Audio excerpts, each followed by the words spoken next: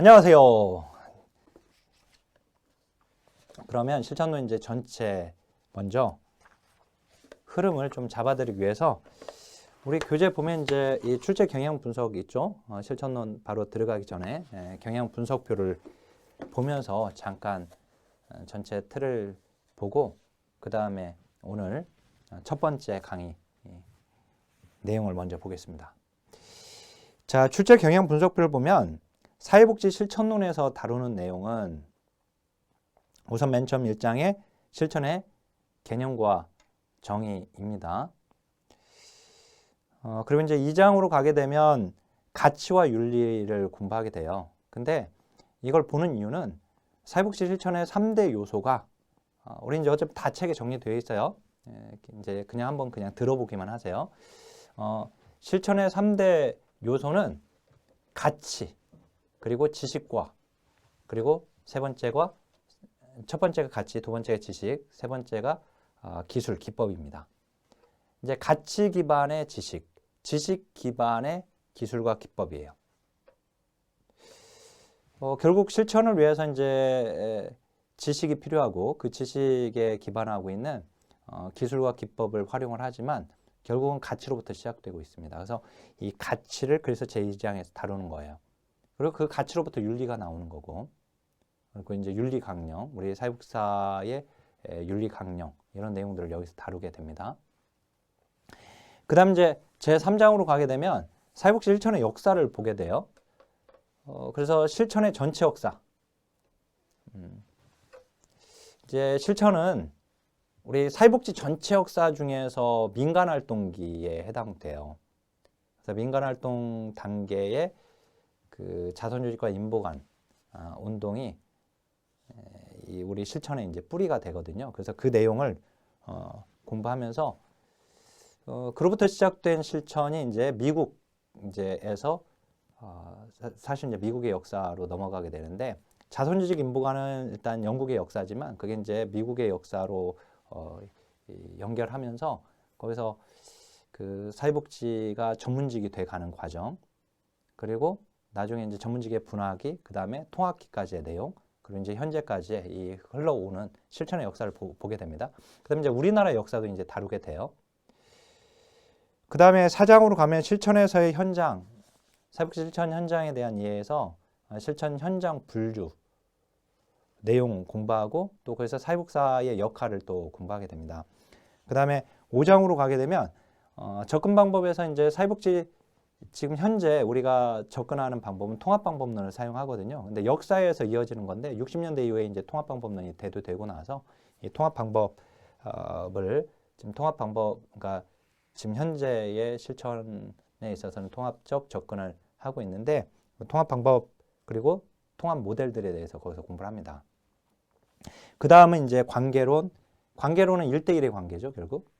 그 다음에 면접론, 그리고 과정론. 실천 과정론에서는 접수부터 종결, 평가 종결, 그 다음에 사후 관리까지 내용을 보게 되고, 그 다음에 마지막 사례 관리는 통합 방법론에 해당되는 내용이에요. 근데 이 사례 관리 지금 이제 많이 쓰이고 있는 방법인데, 그래서 별도로 사례 관리를 제 13장에서 다루게 됩니다. 그리고 항상 그 챕터를 보면 제가 이제 10회 때부터 우리 문제가 공개되었기 때문에 제가 여기에 10회부터 표로 남겨놓은 거고, 그 다음에 그 전 거는 이제 앞에 다 나와 있죠. 그죠? 1회부터 보고 싶으면. 그래서 12회부터 보라고 했죠, 제가. 12회부터 25문제로 줄어들었으니까 25문제로 줄어들었음에도 불구하고 그 챕터에서 몇 문제나 출제가 되었는지 보시면서 이 챕터가 잘 나오는구나. 또는 나오지 않는구나. 근데 실천론은 뭐 나오지 않는 챕터는 없습니다. 무조건 다 나오죠. 그죠? 골고루 지금 나오고 있어요. 그러면 이번 시간 제1장과 제2장까지 다루겠습니다. 지금 뭐 조사론 수업 듣고 이제 이쪽으로 지금 넘어오고 계시기 때문에 그 부담감이 많이 줄 거예요. 줄어들 거예요. 내용을 이제 공부하게 되면. 자, 한번 보죠. 그러면 제1장은 사회복지 실천의 개념과 정의인데요. 맵을 보면 개념, 목적과 목표, 그 다음에 기능과 분류. 그 실천의 분류가 잘 나와요. 그 다음에 이제 사회복 실천의 이념도 잘 나와요. 근데 역시나 이번에 또 나왔어요. 자, 그러면 37쪽에 보니까 사회복 실천의 개념이 나와 있는데 이거는 안 봐도 됩니다. 다 뺄게요, 그냥. 알았죠? 그래서 어디로 가냐면 38쪽으로 갑니다. 읽어보고 싶으면 하면 읽어봐도 상관없습니다. 근데 우리가 지금 학부 교육과정이라면 그걸 다루어 드리겠지만 우리는 시험을 준비하기 위해서 이 자리에 있습니다. 그러니까 자, 목적과 목표입니다. 1장에서 중요한 것이 첫 번째, 시험에 나오는 게 세 가지로 나눌 수가 있어요. 크게. 첫 번째는 목적과 목표, 그 다음에 기능. 이걸 묶어서 한 문제로 돼요. 또는 목적과 목표로만 내든지. 그래서 거기 40쪽을 보면 이제 기능 나와 있잖아요. 그 다음에 분류가 나와요. 그래서 42쪽으로 보면 실천의 분류가 이쪽. 거기가 또 하나가 문제가 나오는 부분이에요. 그 다음에 마지막으로 43쪽에는 사회복 실천의 이념. 거기가 또 문제가 한 문제가 나오는 부분이에요. 그러니까 굳이 이제 제1장을 시험을 기준으로 우리가 나오는 내용을 가지고 구분을 해보면 이렇게 뭉탱이로 이렇게 나눠보면 그 목적과 목표, 기능이 한 문제, 그 다음에 분류가 한 문제, 그 다음에 이념이 한 문제 이렇게 나와요. 그래서 이번에 이념에서 한 문제가 나왔습니다. 자, 그러면 목적과 목표를 먼저 볼게요. 38쪽에 그 아래 사회복 실천의 목표는 뭐냐? 목적은 뭐냐? 자, 인간의 삶의 질 향상입니다. 거기 미국 사회복지사협회 뭐 고든 뭐 이런 거 몰라도 돼요. 그냥 이제 물어볼 때 목적, 목표 이렇게 물어보거든요. 그래서 거기 그 내용이 중요한 건데 미국 사회복지사협회 쪽에 보니까 개개인의 삶의 질 향상, 그다음에 상호 유익한 관계 증진, 회복, 그다음에 거기 니은에 보니까 어떻든 삶의 질의 향상, 그다음에 사회적 기능 증진 이게 들어가 있어요. 그죠? 그러니까 인간의 삶의 질 향상, 그다음에 사회적 기능 증진, 즉 사회 관계의 조정 이런 것들이 실천의 목적이구나, 목표구나 이렇게 하면 돼요. 자, 그 고등으로 내려왔을 때에도 거의 사회적 기능을 향상시킨다는 말이 나와 있죠. 그러면 사회적 기능은 도대체 뭐냐? 궁금해하실 분을 위해서 제가 거기다 개념 정의를 넣어놨어요. 기본 욕구를 충족하는 데 필요한 과제와 활동을 달성하고 특정 하위 문화나 지역사회에서 필요로 하는 주요 사회적 역할을 수행하기 위한 사람의 능력. 그걸 이제 사회적 기능이라고 합니다. 자, 그 다음에 39쪽으로 와보세요. 그 위에 동그라미 3번 있죠. 핑커스와 미난. 이게 중요해요. 사람 이름이 중요한 건 아니고 여기서는 근데 거기 개인의 문제 해결 능력과 대처 능력을 향상시킨다. 그 다음에 사람들을 자원과 서비스 및 기회를 제공하는 체계와 연결시킨다. 그리고 이 체계에 효과적, 인도적으로 운영되게 장려한다. 사회정책 개발과 발전에 기여한다. 이게 바로 기능이자 목적이다, 목표예요. 그래서 거기 아예 39페이지 제일 아래 목표에서는 그게 아예 기역, 니은, 디귿, 니을 이렇게 나누어서 정리가 되어 있습니다. 그죠? 이 핑커스 미난 거가 제일 중요해요. 그 내용 잘 잡고. 근데 거기 동그라미 4번은 빼겠습니다. 그냥. 그래서 거기 목표로 내려올게요. 여기서 목적, 목표 나눌 필요 없어요. 알았죠?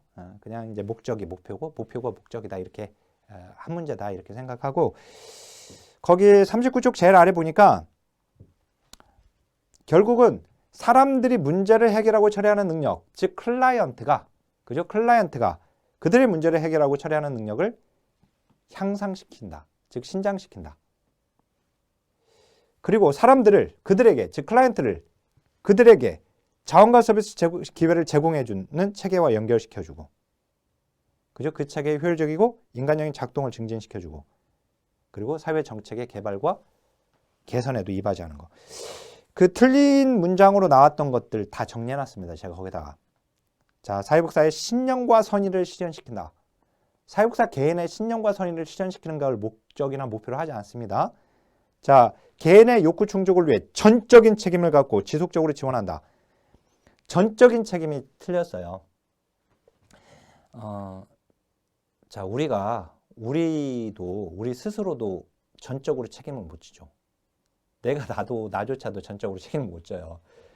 클라이언트를 전적으로 책임진다라고 하는 게 잘못됐는데 이 전적으로 책임지는 자세가 온정주의예요. 온정주의적 자세는 클라이언트 자기결정권을 침해하게 됩니다. 그래서 좋은 게 아니고 기관의 종교적 목표를 달성한다. 그러면 안 돼요. 그 다음에 클라이언트의 문제를 대신 해결해 주는 건 아니에요. 클라이언트가 문제 해결 능력을 갖게끔 하거나 클라이언트의 문제 해결 능력을 향상시켜 주는 거지 클라이언트를 대신해서 문제를 해결해 준다. 그러면 틀립니다. 자, 넘겨볼게요. 넘겨서 40페이지로 왔을 때에도 제가 보는 것만 보세요. 그냥 뭐 나머지 읽어봐도 상관은 없어요. 근데 거기 기능으로 내려와서 기능에 보면은 이제 실제 시험은 41쪽에 제일 아래 동그라미 3번에 전미사회복지사협회에서 제시한 기능 이게 시험에 나왔어요. 그게 근데 그거 보기 전에 그 위에 포플 거 보게 되면 사람 이름은 중요하지 않습니다. 포플은 이제 사회적 기능을 증진시킨다. 그 다음에 사회 정의를 향상시킨다. 이렇게 두 가지를 제시했어요. 기능을.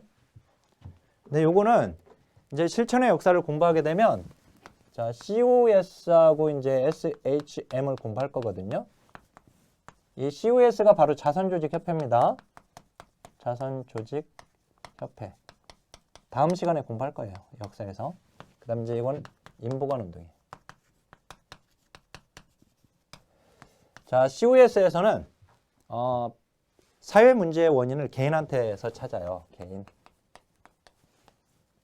즉 빈곤의 원인은 개인에게 있다. 사회 문제의 원인은 개인에게 있다. 여기는 사회 구조에 있다. 라고 봐요. 그러니까 여기는 개인이 빈곤의 원인 또는 사회 문제의 원인이니까 그 문제를 해결하려면 어떻게 해야 돼요? 개인을 변화시켜야 돼요. 그래서 여기는 개인 변화예요. 자, 근데 인보관운동은 사회 구조가 문제라고 보고 있거든요. 그러니까 사회를 변화시켜야 돼요. 그죠? 바로 그게 사회를 뜯어 고친다. 사회 개혁이에요. 자, 개인을 변화시킨다는 말은 다시 한번 개인을 변화시키는 개인의 사회적 기능을 증진시키는 거예요. 그래서 여기가 사회적 기능을 증진시키는 것은 자선조직협회에서 했던 일이에요. 반면에 사회 개혁을 한다라고 하는 것은 사회의 정의를 향상시키는 거예요. 그래서 여기가 사회 정의 향상이에요.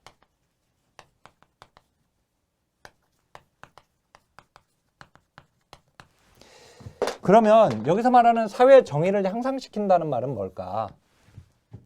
사회 정의 향상시키는 것의 대표적인 것이 바로 옹호활동을 하는 거예요. 옹호활동.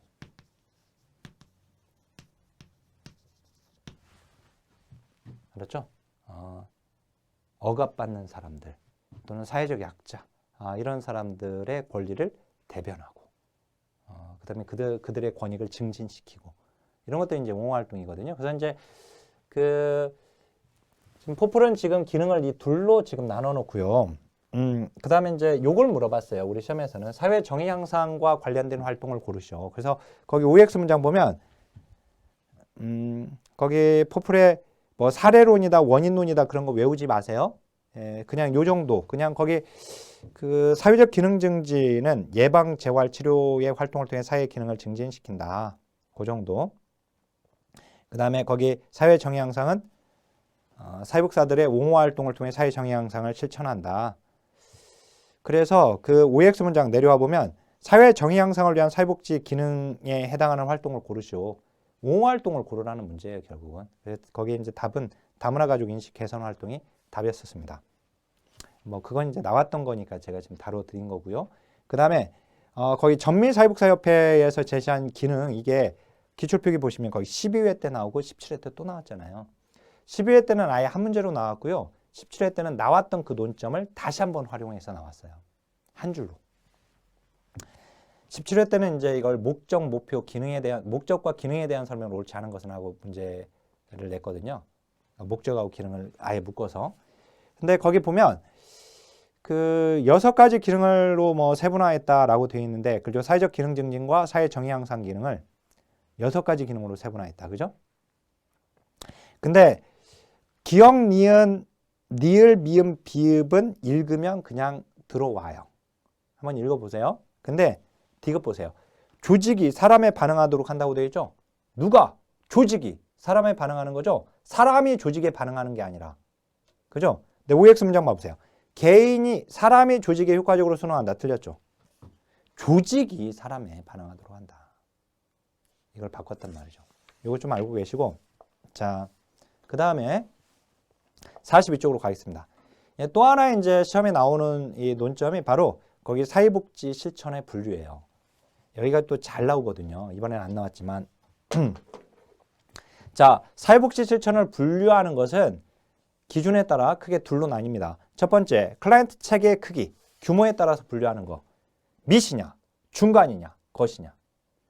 그 다음에 클라이언트의 접촉, 그 양가로 2번 봐보세요. 클라이언트의 접촉 유무에 따라서는 직접 실천이냐, 간접 실천이냐. 알았죠? 이렇게. 자, 밑이냐, 중간이냐, 것이냐. 즉, 미시적 실천, 중시적 실천, 거시적 실천. 자, 먼저 미시적 실천은 개인의 가장 친밀한 상호작용 과정에서 개입하는 활동이다. 즉, 클라이언트와 가장 친밀하게. 그래서 그 대상이 개인이나 가족, 집단이며 이들의 문제에 대해서 전문적 지식과 기술을 기반으로 직접적 개입으로 활동하는 거. 지금 뭐냐면 디귿에 보면 클라이언트를 직접적으로 대면하여 개입하는 거예요. 얼굴을 마주보고 하는 거. 이게 바로 미시적 실천이에요. 그러니까 뭐 얼굴을 마주보는 활동들은 다 미시적 실천에 들어가요. 우선은. 알았죠? 그러니까 그걸 이제 이따가 42페이지 그 아래 양가로 2번에 직접 실천이 바로 이제 얼굴을 직접 마주보고 하는 실천들을 얘기하는 거거든요. 클라이언트 접촉 유무에 따른 분류에서. 그러니까 이 미시적 실천이 직접 실천에 해당이 되는데 그 예를 짝짓는 문제가 나와요. 그래서 예를 봐보세요. 위탁가정 아동을 방문한다. 그러면 위탁가정의 아동을 만나겠죠. 얼굴을 대면하겠죠. 그죠? 그러니까 걔는 직접 실천이자 미시적 실천이에요. 부모 상담하는 거, 사회기술 훈련을 제공하는 거, 또는 급여 대상자 사후 관리하는 거. 그 급여 대상자 사후 관리 밑줄 그으세요. 사후 관리해도 급여 대상자를 만나야죠. 그죠? 제가 방문하고 직업기술 교육시키고 훈련시키고 이런 것들이 다 미시적 실천에 들어갑니다. 반면에 거기 이제 거시적 실천부터 먼저 볼게요. 거시적 실천은 3번에 클라이언트에게 직접적으로 개입하지 않지만 클라이언트에게 영향을 미치는 사회 환경의 변화를 관여하여 변화를 유도하는 활동이 바로 거시적 실천이에요. 클라이언트를 직접 만나기보다 간접적인 사회복지 서비스 지원 형태로 이루어지기 때문에 간접 실천이라고도 한다. 그래서 그 예를 보면 예를 알아야 하거든요. 예를 짝짓는 문제가 나오니까. 그래서 거기 보면 노숙인 보호를 위한 모금 활동. 노숙인 보호를 위한 모금 활동은 노숙인을 직접 만나는 건 아니죠. 그죠? 거기에 지역 모금 활성화를 위한 홍보 활동, 자원 개발, 후원자 개발, 정책 분석 평가, 마지막에 보니까 공청회 개최 이런 것들이 다 거시적 실천이에요. 잘 알아야 합니다. 자, 그러면 그 아래 접촉 유무에서 직접 실천과 간접 실천이 해결됐어요. 같이. 그러면 하나만 이제 추가시키면 돼요. 뭐냐면 중간적 수준의 중시적 실천이에요. 매조. 이 중시적 실천은 미시적 수준과 거시적 수준의 중간 수준에 개입한다. 자, 그래서 거기 이제 개인과 그 개인에게 가장 가깝고 중요한 사람들의 만남이 이루어지는 접점. 해서 클라이언트에게 직접 영향을 미치는 가족이나 또래 집단, 학급과 같은 체계를 변화시키는 것. 그리고 자조 집단이나 치료 집단의 조직 운영을 통한 사회복 실천. 자, 그리고 지역사회 보장협의체에서 기관 실무자 네트워크 회의 소집. 이게 이제 우리 기출문제 나온 거거든요, 걔가. 자, 기관 실무자들, 사회복지사들은 클라이언트에게 직접적으로 영향을 미치는 사람들입니다. 근데 이 사람들끼리의 네트워크 소집이 되게 되면 그건 중시적 실천이 되게 돼요. 그 기억나세요? 우리 이제 실천 그 인행사에서 중시 체계 공부할 때 중시 체계는 미시 체계 간의 연결망, 미시 체계는 클라이언트에게 직접 영향을 미치는 체계들을 얘기죠. 그죠? 그거 생각하면 돼요. 그래서 그거 기관 실무자 간의 네트워크 회의 소집, 그거는 중시적 실천에 들어간다라고 하는 거. 자, 그러면 이제 43쪽으로 오겠습니다. 사회복 실천 이념을 봐야 돼요. 제가 클라이언트 접촉 유무 그거 지금 안 본 거는 그 예를 짝 짓는 문제가 중요해요. 알았죠? 예. 거기 이제 직접 실천에서도 거기 기억이 중요합니다. 이번에 간접 실천에서도 기억이 중요하고 그다음에 더 중요한 건 그 예가 중요해. 예. 클라이언트를 직접 대면했느냐 아니냐를 가지고 구분하면 되겠고 그다음에 이제 사회복 실천 이념입니다. 인도주의 박애 사상. 인도주의 박애 사상은 자선조직협회 우회방문자들의 철학이에요. 자선조직협회에서 주축 인력이 바로 우회방문원이었거든요. 네, 우회방문원들의 철학이었다. 자, 기독교 사상을 실천하려는 중산층 이상의 사람들이 빈곤한 사람들을 대상으로 인도주의적 구호를 제공한 것이다. 자, 근데 이 우회방문원자들은 클라이언트를 위한 무조건적 봉사를 했다고 되어 있죠? 그죠? 무조건적 봉사. 자, 타인을 위하여 봉사하는 정신으로 실천되었다. 그래서 이타주의 사상이 사회복지 실천의 기본 사상으로 자리 잡게 된 것이라 할 수 있다. 인도주의, 이타주의, 박애 사상은 자선조직협회의 우회방문자들의 철학이었구나. 그렇죠? 그리고 이것은 무조건적 봉사 정신이구나. 거기 이제 우회방문자들이 무조건적 봉사를 해주는 역할을 하였다면 현대 사회복지사들은 클라이언트에 대한 선택적 봉사를 한다. 그 선택적 봉사는 이따 민주주의에서 나오거든요. 그 3번의 민주주의. 이게 어떤 차이가 있냐면 무조건적 봉사는 받는 자의 입장을 생각하지 않고 해주는 봉사예요. 일방적으로 해주는 봉사. 제가 노숙인 야간 연장 밀착 상담원으로 횟수로는 한 2년 정도 제가 봉사한 적이 있습니다. 대학원 때 이제 제가 이제 고대 대학원에 이제 그 안암동에서 제가 이제 사회복지 정책 전공하면서 당시에 있었는데 서울역에서 이제 을지로 입구부터 서울역까지 왔다 갔다 하면서 이제 그 입소 상담을 해줬던 거예요, 겨울에. 근데 그때 IMF가 있고 나서 얼마 되지 않았었는데, 근데 굉장히 많았죠, 사람들이. 그래서 그때 이제 그 을지로 입구역에 보면 거기에 그 입구가 셔터가 내려가면은요, 그러면 그쪽은 그 종교기관들이 와가지고 막 거기다가 막 신발도 넣어주고 옷도 넣어주고 막 먹을 것도 넣어주고 막 그래요. 그러니까 거기 을지로 입구역 거기가 노숙인들한테는 굉장히 명당입니다. 명당 중에 명당이에요. 거기가 있으면 많이 맞을 수 있어요. 뭐 이런저런 것도 막 집어넣어 주니까. 근데 어떻든 뭐 이제 강의하고 상관없는 얘기를 하면 안 되니까 어떻든 이제 이렇게 일방적으로 주는 거예요. 이 사람들 이거 필요하겠지 하고 그냥 막 주는 거야. 근데 이제 선택적 봉사는 뭐냐면 클라이언트가 원하는 봉사를 해주는 거예요. 선택적 봉사는. 그래서 이제 거기 민주주의로 가게 돼요. 거기 이제 거기 사회 진화론으로 두 번째 가겠습니다. 사회 진화론은 찰스 다윈의 종의 기원에 파급된 이념이다. 이 스펜서주의라고도 합니다. 우리 정책론에서는 제가 스펜서주의라고 이렇게 소개를 해놨는데 사회학을 창시한 사람이 오기스트 꽁트고요. 2대 시조가 1대 시조가 이제 오기스트 꽁트고 2대 시조가 이제 허버트 스펜서예요. 근데 스펜서가 이제 찰스 다윈의 이제 그 진화론을 사회 현상에다 적용한 거예요. 그래서 이걸 사회 진화론이라고 하는데 그래서 스펜서주의라고도 하죠. 그래서 이제 거기 그 자연 법칙의 진화론을 사회 법칙의 진화론에 적용시킨 겁니다. 부자들은 그들이 우월해서 부유층으로 살아남고 빈곤한 사람들은 그들이 게으르고 비도덕적인 열등 인간이기 때문에 가난하게 살 수밖에 없다. 이렇게 보는 시각이 사회 진화론이에요. 사회 적합계층인 사회 주요 인물은 살아남고 그렇지 못한 사회 부적합 계층은 자연 소멸된다. 자, 근데 2번에 보면 그러니까 적자 생존이 이제 여기에 해당이 되죠.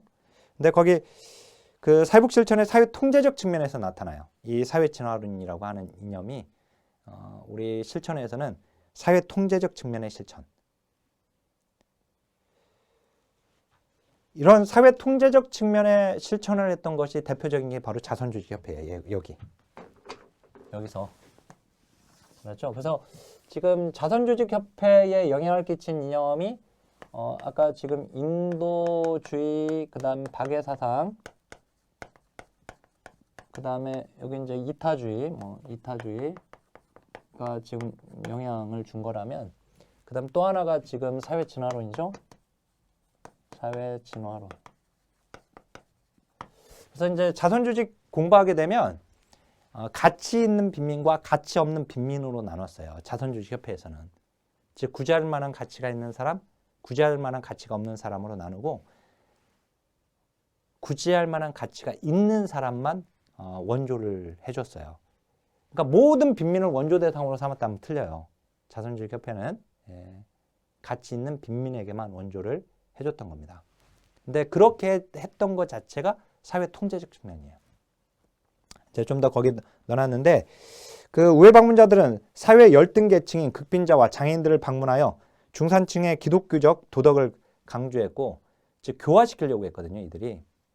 그래서 이제 지금까지의 생활신념이나 가치관을 버리게끔 한다.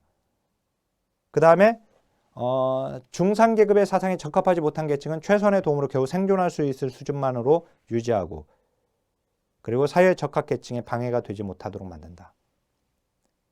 사회 통제적 측면, 봉사활동이죠. 그래서 거의 사회 진화론에 근거한 사회복 실천은 인보관 활동에서 찾아볼 수 있다. 그럼 틀려요. 인보관이 아니라 자선조직협회입니다. 자, 민주주의 봐보세요. 민주주의는 평등을 표방으로 하는 것이죠. 주는 자와 받는 자의 평등입니다. 이 민주주의 이념이 영향을 끼친 것이 바로 인보관이에요.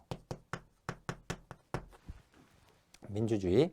그래서 이제 인보관 활동으로 연결시켜야 하고, 반드시 넘겨보면 44쪽으로 가보세요. 여기서는 주는 자와 받는 자의 평등이거든요. 평등이니까. 그래서 받는 자의 자기결정권, 그리고 받는 자가 원하는 봉사를 해주는 거예요. 그래서 선택적 봉사의 철학이 강화되었다라고 되어 있죠. 그죠? 인도주의 및 사회 진화론에 입각하여 우월한 자인 봉사 제공자가 열등한 자인 클라이언트에게 봉사 및 시혜를 무조건으로 받도록 결정, 강요했던 것에서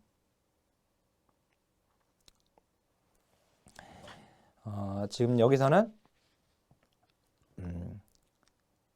주는 자와 받는 자의 평등 권리 인정하여서 클라이언트가 시혜 여부를 결정하는데 적극적 참여하게끔 했다. 그러니까 클라이언트가 원하는 걸 해주게 되는 거죠. 그래서 자기결정권과 클라이언트의 자기결정과 그 다음에 선택적 봉사가 나오는 거예요. 자, 거기 동그라미 3번에 사회 진화론의 근거를 둔 사회 통제적 측면에서 빈곤이나 장애를 전적으로 클라이언트 책임으로 돌렸다. 자, 다시 한번. 이거 아주 중요한 문장이에요.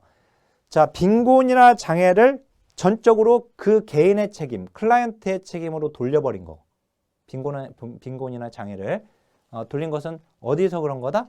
사회 진화론에서 그런 거예요. 사회 진화론에서는 빈곤자나 장애인을 열등계층으로 봐요. 알았죠? 그래서 이제 그 책임으로 돌렸는데, 민주주의 이념은 그 책임을 사회에게 돌린다. 그래서 거기에 이제 모든 인간이 평등하듯 사회복지의 클라이언트들도 동등한 처우를 받을 권리, 빈곤에서 탈피할 동등한 기회를 제공받을 권리를 갖는다. 빈곤에 대한 책임은 이러한 권리를 보장해주지 못한 사회에 있는 것이다. 그죠? 자, OX 문장. 인도주의가 빈곤이나 장애를 클라이언트 책임으로 돌린 겁니까? 아니죠. 사회 진화론이 그런 거죠. 자, 그다음에 그 민주주의 이념은 클라이언트의 자기결정권을 강조한다. 그죠? 그래서 이제 민주주의에서 반드시 기억해야 할 것은 이것이 인보관 활동에 영향을 끼친 것이고, 얘는 선택적 봉사이고, 그 다음에 자기결정권이다. 그렇죠? 여기서 나온 것이. 자, 그 다음에 개인주의예요. 이 개인주의는 개인의 권리 존중으로 클라이언트의 개인적 특성, 즉 개별화 사상에 기여해요. 개별화가 뭡니까? 클라이언트의 그 독특한 삶, 그 개인의 독특한 삶, 그걸 존중해 주는 거예요. 그죠? 개별화라고 하는 것은. 그래서 이제 개인의 권리 존중, 그리고 개별화 사상이 기여했다. 근데 이제 좋지 않은 것으로 보게 되면 수혜 자격의 축소를 또 가져왔어요. 개인주의가. 그 동그라미 3번에 빈곤의 문제로 빈곤한 자의 책임으로. 그러니까 개인의 권리 의무가 강조되면서 빈곤 문제를 빈곤자 개인의 책임으로 돌렸다. 자, 이 개인주의는 뭐냐면 개인의 자유와 자율성과 독립성을 최대한 보장해줘요. 그리고 그 결과에 대한 책임을 그 개인한테 묻는 거예요. 그 개인한테 책임을 지도록 하는 거예요. 자, 다시 한번. 개인의 자유와 자율성과 독립성과 프라이버시를 최대한 존중해줘요. 그리고 그 결과에 대한 책임은 네가 져. 그러는 거예요. 그게 바로 개인주의예요. 알았죠? 개인 탓으로 돌리는 거. 그래서 빈곤의 원인도 네 개인 탓이야. 네가 가난한 것은 너 때문이야. 라고 하는 거예요. 알았죠? 이게 바로 이제 개인주의예요. 결국은 그 책임이 개인한테 있는 거잖아요. 그죠? 그러니까 많이 도와줄 필요 없죠. 본인이 책임져야 하는 거니까 사실은. 그죠? 그래서 최소 수혜 자격의 원칙이 나오는 거예요. 이 열등처우의 원칙도 이 개인주의에서 나오는 겁니다. 열등처우의 원칙은 1834년에 개정구빈법이 이제 제정돼요. 영국에서. 이제 정책론에서 공부할 건데 사회복지 역사에서 그때 열등처우의 원칙이 나옵니다. 거기 보면 이제 피구제자의 생활 수준은 최하급의 독립노동자의 상태 이하가 되지 않으면 안 된다. 즉 구제받는 빈민의 생활 수준이 상대적으로 더 높을 경우에 최하층의 독립노동자인 임금노동자가 구제받는 쪽을 선택하여서 나태를 심화시키게 된다라고 하는 거예요. 뭐냐면 이런 겁니다. 열등처우의 원칙은 자, 이게 빈곤선이에요. 자, 이게 소득과 재산이 적은 사람부터 많은 사람으로 이게 다 집어넣었다고 봤으면, 그죠? 그러면 이제 빈곤선 밑에 있는 사람들은 구제를 당하는 사람들입니다. 자, 그러면 요 사람은요, 지금 이 밑에서 살아가고 있어요. 자, 근데 요 사람은 이 사람도 가난하긴 해. 지금 요 사람. 여기는 지금 A고 얘가 B라고 하면은 B도 가난하긴 해. 근데 빈곤선 바로 위에서 살고 있어. 즉 최하층의 독립노동자 이 사람은. 자, 이 사람 최하층의 독립노동자.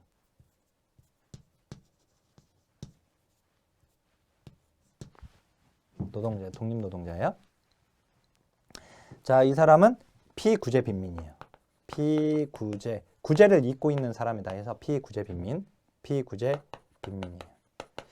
자, 이 피구제 빈민은 최하층의 독립노동자보다 적격이면 안 된다.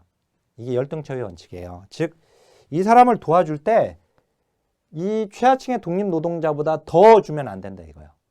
이 사람다. 그러면 최하층의 독립노동자가 일을 하겠습니까? 자기도 열심히 일해봐야 어차피 빈곤선 바로 위에인데 그 위에 그냥 겨우. 근데 구제를 받고 있는 사람이 자신보다 더 받아 급여를. 그러면 일하지 않겠죠. 그죠? 즉 나태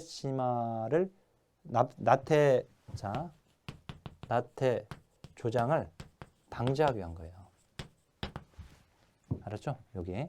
그래서 이제 한마디로 열등한 사람은 열등하게 처우해라가 되게 되죠.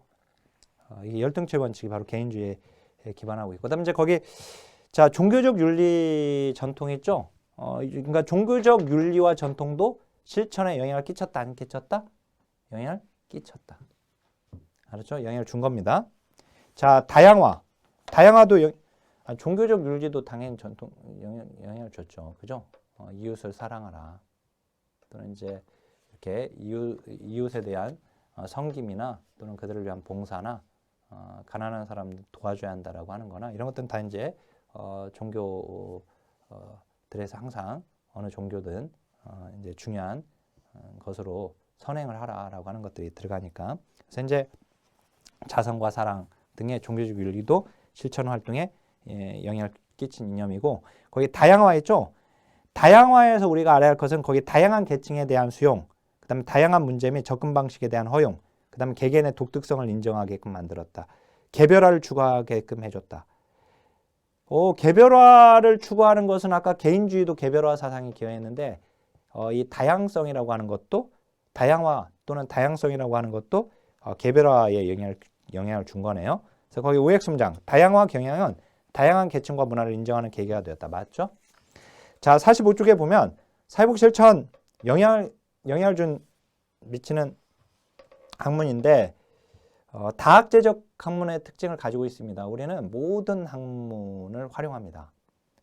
배척하지 않죠. 배타적이지 않습니다. 그래서 거기 양가를 이번에 보니까 거기 1번에 니은에 다른 학문에 배타적이지 않다. 우리는. 그리고 이제 응용과학적, 실천과학적 성격이 있다. 이거는 그냥 보시고요. 이제 2장으로 가겠습니다. 자, 그다음에 이제 2장으로 가서 사회복 실천의 가치와 윤리인데 그 47쪽으로 가보면 실천의 가치에서 5위 코스업에 보면 자, 사회복 실천의 3대 요소 2번에 보니까 value 그죠? 가치죠? 그 다음 이제 knowledge 지식이죠? 그러니까 윤리로부터 가치로부터 지식이 나오고 가치 기반의 지식 그죠? 그 다음에 지식 기반의 스킬과 테크니크 즉 기술과 기법입니다. 그죠? 그러니까 결국은 그래서 가치가 중요한 거고 밸류로부터 에틱이 나오고 있는 거예요. 그래서 그 에틱, 그 윤리죠. 그래서 우리가 이제 그래서 가치를 공부하는데 사회복지 전문직의 가치는 그 아래 보니까 프리들랜더 학자 이름은 몰라도 돼요. 공무원 시험은 이제 이걸 학자 이름을 외워야 하는데 이제 우리 1급 시험은 그렇게 나오지 않아서 거기 제가 존책은 푸자기로 써놓는다. 프리들랜더가 이제 이렇게 제시한 가치로 아예 공무원 시험은 아예 문제로 나오거든요. 그래서 이제 그렇게 암기하라고 해놨는데 근데 우리는 이렇게 나와요.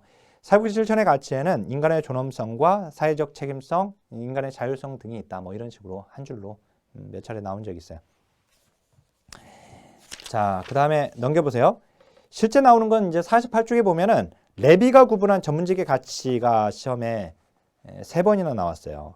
13회 때는 맨 처음에 레비가 구분한 전문직의 가치 짝지어진 걸 고르라고 하는 문제가 나왔었고요. 목차만 알면 됐었는데 사람 우선의 가치 2번 보니까 결과 우선 가치 3번 보니까 수단 우선 가치입니다. 그래서 수, 사, 결과 암기법 레비가 레즈비언인 것이 밝혀졌다. 이렇게 암기법 넣어놨는데 수사결 수단, 사람, 결과 우선 그죠?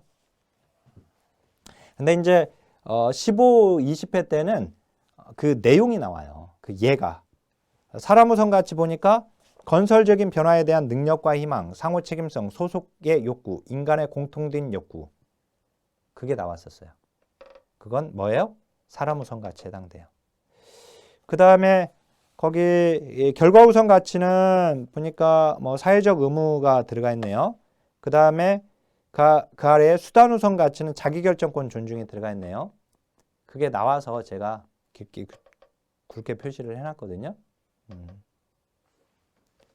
그 예를 짝 짓는 문제가 나와서 그래서 거기 OX 동그라미 3번 레비가 제시한 수단에 관한 가치를 고르시오. 답은 자기결정권 존중. 이게 나왔었거든요. 그래서 나왔고 자 사실 그 내용보다도 이거 이제 짝 짓는 문제가 나왔었고 그 다음에 49쪽으로 갈게요. 가장 많이 거론되는 가치 그 다음에 존슨이 제시한 거 그건 아예 안 나왔어요. 지금까지는. 그 다음에 다 빼겠습니다. 그냥 나오지 않은 것들이니까. 그 다음에 제일 아래 보면 사회복 실천에서 추구하는 주요 가치에서 인간의 존엄성과 독특성 존중에 대한 가치. 결국 인간의 존엄성에 그 동그라미 2번 보면 사회복 실천의 상황에 어떻게 적용될 수 있을까? 도대체 인간의 존엄성과 독특성을 존중한다는 것은 실천에서 어떻게 적용해서 이걸 그러면 존중할 이 가치를 실현시킬 수 있는 것이냐? 어떻게? 이렇게 how question으로 물어보게 되면 그러면 이제 구체적이 되는 거예요. why question으로 물어보게 되면 그걸 왜 하냐? 그러면 이제 추상적으로 가게 되는 거거든요. 그러니까 이제 거기 인간의 존엄과 독특성 존중 이걸 어떻게 하느냐? 구체적으로. 그래서 거기 클라이언트의 존엄성에 관하여 의사소통하는 내용을 민감하게 인식하고 클라이언트를 스테레오타입화 하지 말고 클라이언트가 그들의 장점을 발견하여 활용하도록 도와주고 클라이언트 문제 해결에서 클라이언트의 참여를 기대하고 근데 요구보다 욕구에 초점을 둔다라고 돼 있잖아요. 근데 우리 시험은 이제 욕구보다 요구에 초점을 둔다 해가 틀리게끔 나온 적이 있습니다. 자, 요구와 욕구는 욕구가 좀 더 개인의 욕구예요. 요구는 이제 여기서는 사회적인 어떤 요구 뭐 이렇게 본다면 클라이언트의 어떤 그 개개인의 그 욕구에 더 초점을 둔다. 개별 사회 사업이기 때문에 클라이언트 개개인의 이제 우리 그 만나서 개개인을 만나서 이제 도움을 그 개인의 도움을 주는 것이다 보니까 요구보다는 욕구에 더 초점을 둔다. 뭐 이런 의미입니다. 근데 사실 이건 크게 중요하지는 않은데 한번 나와서 봤고 나머지 다 필요 없고 내려올게요. 거기에 이제 윤리와 윤리강령으로 갈게요. 그래서 거기 윤리의 개념 봐보세요. 어떤 행동의 옳고 그름을 나타내는 판단 기준이다. 그래서 여기서 중요한 건 가치와 윤리를 비교할 수 있어야 돼요. 그래서 그 표 있죠? 가치는 뭡니까? 좋고 바람직한가. 윤리는 옳고 바른가. 가치는 믿음, 신념. 윤리는 행동이에요. 그 행동의 옳고 그름. 가치는 방향. 윤리는 행동의 원칙이나 도덕적 지침이에요. 그리고 윤리가 가치에서 나온다. 그죠? 그러니까 윤리가 가치를 기반으로 하고 있는 겁니다. 가치가 윤리를 기반으로 하고 있는 게 아니라 윤리가 가치를 기반으로 나오고 있는 거예요. 그죠? 51쪽으로 와보면 그 가치와 윤리와의 관계에서 가치는 무엇이 좋고 바람직한가, 윤리는 무엇이 옳고 그른가. 그 다음에 디귿에 보니까 가치는 추구해야 하는 이상적인 것과 관련이 있고 윤리는 가치를 실현하는 실천적인 것이다. 그 가치는 하나의 가정적 그 니은이랑 다 보세요. 니은에 지금 안 읽었지만 이게 거기 한번 쭉 거기 니은도 보면 가치란 신념이며 윤리란 실질적인 결정을 내릴 때 필수적인 것으로 옳고 그른 행동. 그죠? 그리고 다시 한번 니을에 보니까 가치란 인간의 생각 속에 그치면 윤리는 행동으로 나타나는 것으로 윤리적 판단에 따른 행동 수행에 있어서 규범적 어떤 기준이 필요하다. 그죠? 그 다음에 이제 미음. 모든 가치가 윤리가 되는 것은 아니며 가치가 행동으로 전환되어 행동의 규범적 기준을 대표할 때만 윤리가 된다. 자, 윤리는 가치에서 비롯된다. 그래서 윤리는 가치와 조화를 이루어야 한다. 자, 윤리강령의 특성을 보면은요. 자, 거기서 디귿해 봐보세요. 모든 상황에 적용될 수 있는 윤리적 원칙이란 존재하기 어렵고 윤리강령 역시 마찬가지다. 그죠? 그다음에 윤리강령이 사회복사의 전문적 판단에 절대적으로 우선되는 건 아니다. 그거 기억하시고 그다음에 윤리강령의 기능. 요게 이제 시험에 2번 나왔는데요. 11회 때 나오고 20회 때 나왔는데 이게 윤리강령의 기능이 이번에 이제 윤리강령이 개정되면서 55쪽에 우리 윤리강령의 목적에 이 윤리강령 기능이 들어가 있어요. 그래서 이제 우선 어떻든 여기서 공부하고 있다가 보겠습니다. 윤리강령의 기능을 보면 실천가들에게 윤리적 이슈뿐만 아니라 사회복 실천 현장에서 윤리적 갈등이 생겼을 때 지침과 원칙을 제공합니다. 그죠? 윤리니까 지침과 원칙을 제공하죠. 그죠? 정직하지 않고 무능력한 실천가들이 자기 규제를 하게끔 만들어요. 그래서 클라이언트를 보호하게 돼요. 윤리강령 뭐뭐 해라 하지 마라 이게 정리되어 있거든요. 그러니까 정직하지 않고 무능력한 실천가들이 사회복지사들이 윤리강령을 지킨다면 스스로를 규제하게 되는 거예요. 그리고 그 규제, 스스로의 자기 규제는 클라이언트를 보호하게끔 하는 겁니다. 자, 스스로 자기 규제를 가짐으로써 전문성을 확보하고 외부 통제로부터 전문직을 보호하게 돼요. 자, 우리나라가 일전에 협회에서 분란이 있었어요. 뭐 이렇게 다툼이.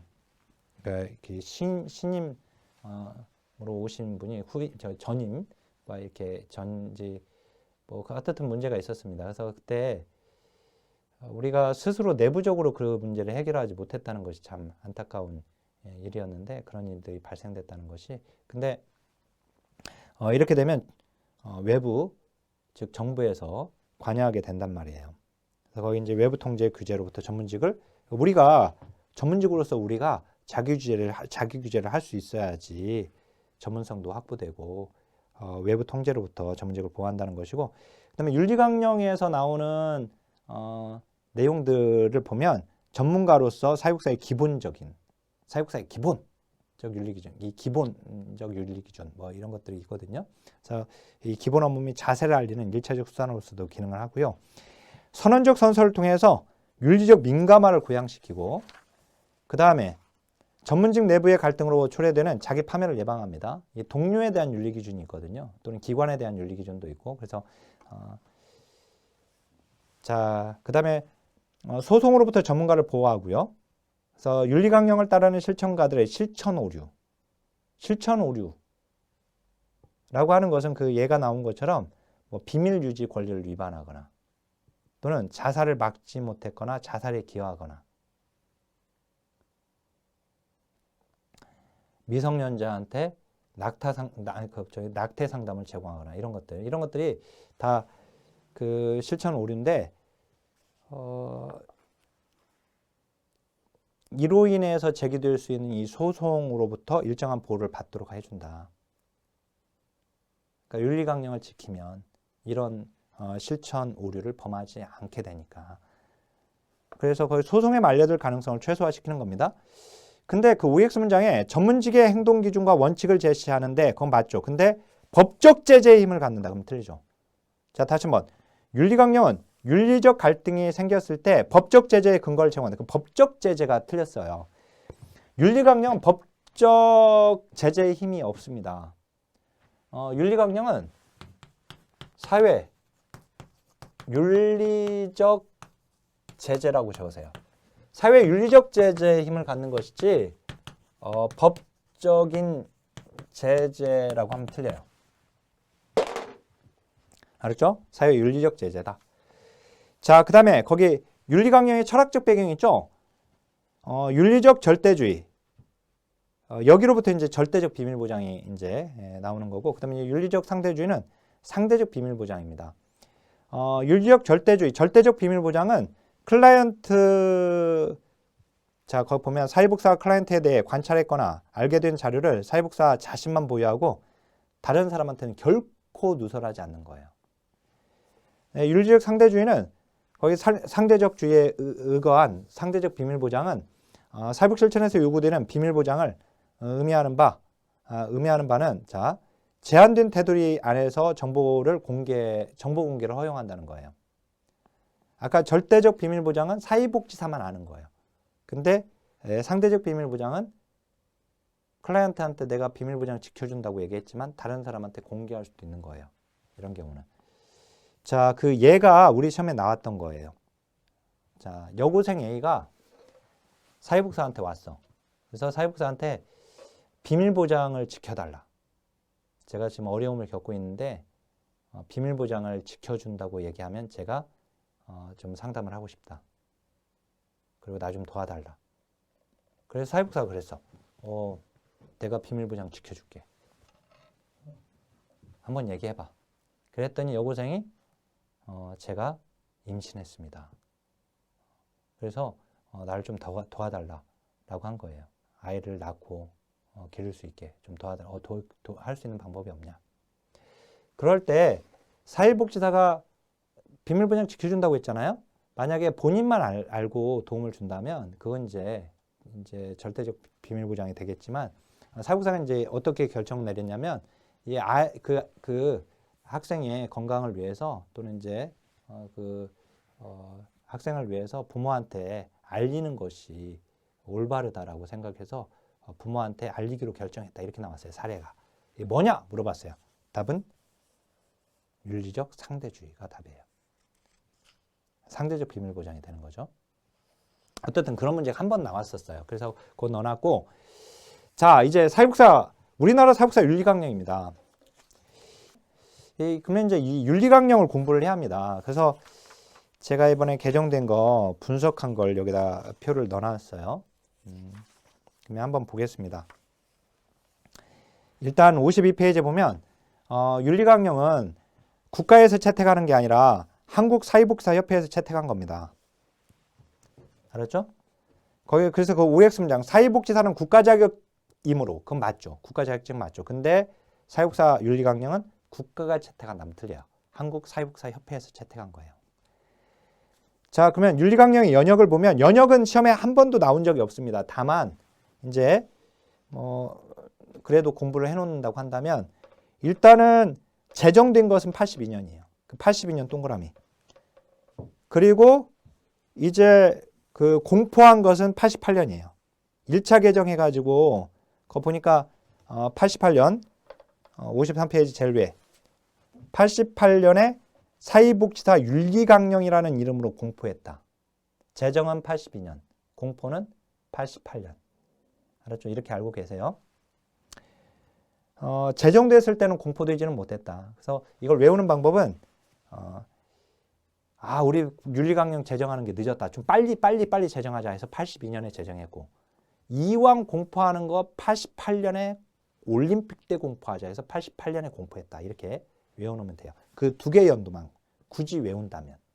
안 나왔지만, 알았죠? 시험에 안 나왔지만, 그간에 22년간 안 나왔지만 굳이 외운다면 두 가지 외우시고, 그 다음에 이제 거기 2001년 이제 3차 개정이 있을 때 그때 이제 윤리강령이 제대로 좀 만들어져요. 그래서 거기 보면 전문, 그 다음에 윤리기준 6장 46개 조문으로 만들어지거든요.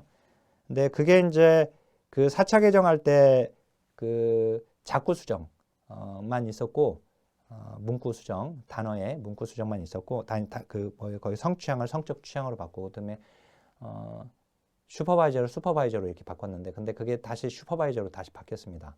근데 거기 5차 개정이 이제 된 거예요. 그래서 가장 최근 개정은 결국 우리 이게 연도가 가장 최근 개정은 나왔었어요. 2000년대 이제 2003년 가장 최근 2001년 3차 개정이 가장 최근이었을 때가 그게 나온 적이 있었거든요. 근데 그러니까 가장 최근 것만 알면 돼요. 2023년에 5차 개정이 있었고, 그때 이제 구조 개정도 이루어지고 내용도 개정이 이루어집니다.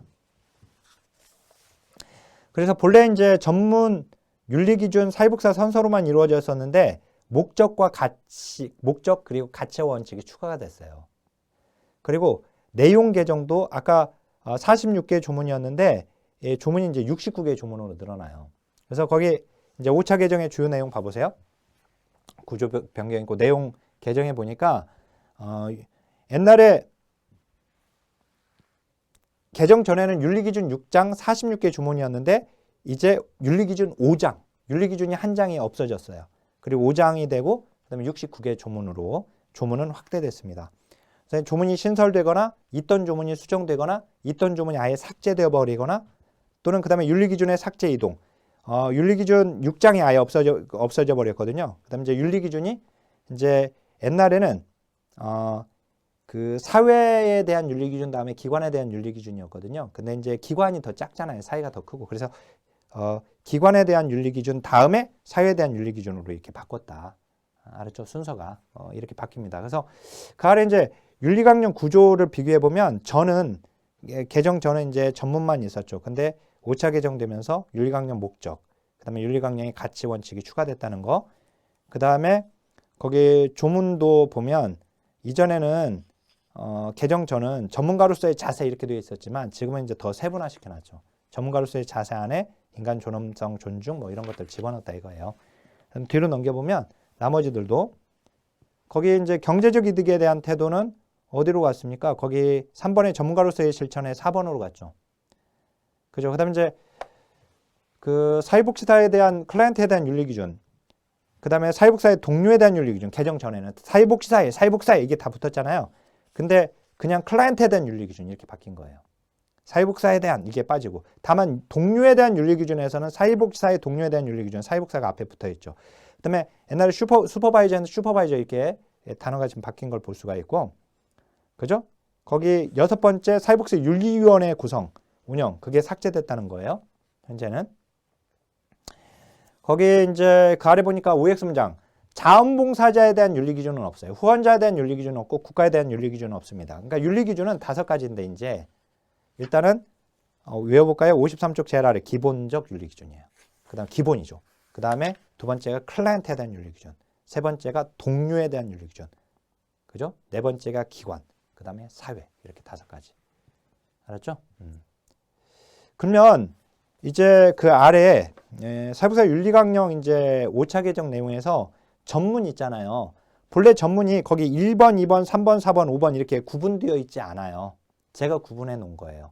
그게 그냥 아예 그냥 한 문장으로 되어 있어요. 그 단락으로.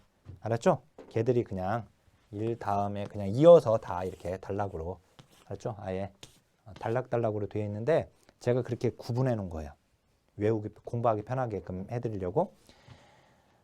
이건 그 개정 전과 같습니다. 전문은. 그래서 거기 보면 이제 인본주의, 평등주의 사상이 들어가 있고요. 민주주의도 들어가 있죠. 그죠? 그 다음에 3번에 보니까 제가 그건 임으로 제가 나눈 겁니다. 그 네모 1번, 2번, 3번 그거는. 알았죠? 실제 그렇게 나눠 있지 않아요. 제가 그렇게 나눈 거예요. 거기 보면 도움을 필요로 하는 사람. 그 다음에 사회 제도 개선. 그러니까 인간과 환경이 다 들어가 있죠. 이중적 초점을 지향하고 있는 걸 볼 수가 있고. 그 다음에 이제 그 껌깨칠한 것들 그런 내용들이 거기 들어가 있다.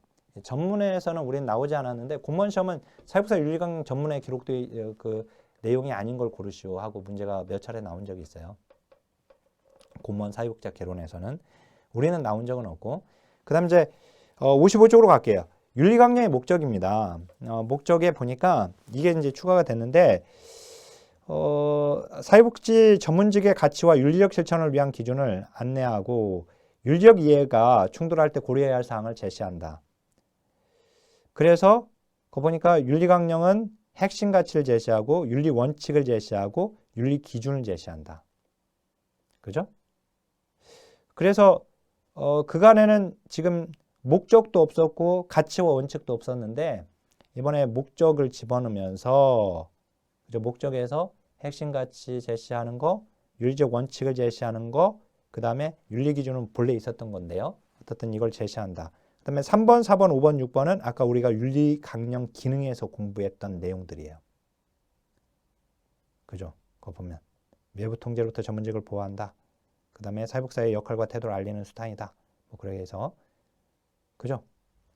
그런 내용이 나와 있고 그 다음 이제 거기 윤리강령 가치와 원칙이 들어가 있잖아요. 그래서 핵심 가치가 인간의 존엄성, 그 다음에 사회 정의예요. 근데요, 우리나라는 이제 2가지는 이제 들어갔는데 55쪽 제일 아래 각주를 봐보세요. 제일 아래. 우리나라는 이 둘로 되어 있고 미국 사회복지사협회 윤리강령은 6가지로 되어 있어요.